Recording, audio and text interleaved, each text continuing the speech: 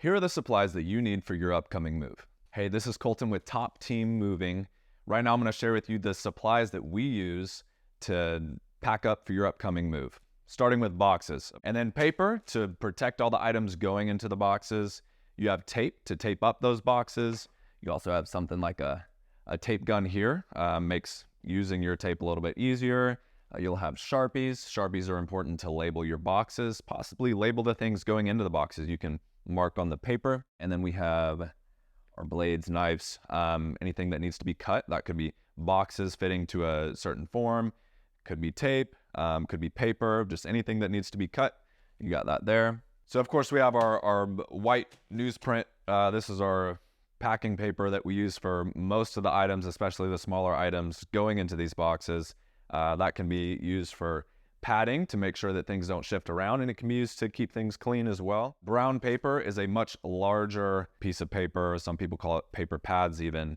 Basically, these are used for larger items. It could be items going into boxes. Could be items like furniture. Say your items are going into storage. You don't want to use pads. That's what we use this for. So next we have our larger roll of stretch wrap. This is used to keep things clean and also used for security. So whether you're wrapping furniture up or items going into boxes, you could be using this. Usually it's used for furniture, but again, it's used for maximum security. It keeps things clean and it's non-stick as well. That's very important. Tape that you use, it sticks. So that's our large stretch. This is our smaller stretch. We call it a lollipop. Lollipops, or lollies for short. This is just a smaller version of the larger stretch piece here.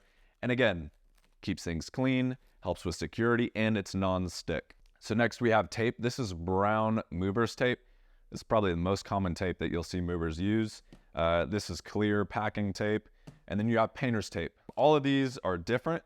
Brown, it's sticky, and it stretches a little bit more. You can have some tension with it. A lot easier to tear as well. This clear packing tape, it's a little bit thicker, harder to tear, and there's not as much tension and stretchiness that you can use with it. Painter's tape sticks, but of course it's not going to leave residue like some of these can. So if you are going to be using painter's tape, it's best to use painter's tape on walls, floors, or anything that you don't want to leave residue with. But that's also an option. This is non-residue as well, the lollipops, and same thing with the stretch. So if you need non-residue, you can put the tape even on top of these stretch options, whether it's the lolly or the larger piece of stretch there. And then lastly, we have mattress bags. You know, there's couch bags that exist as well, but usually mattress bags will be put on mattresses, box springs, and that's just to really keep them clean. Those are an item that you don't want to be getting dirty. If you have any further questions, feel free to reach out to us, call, subscribe. I'd be happy to help.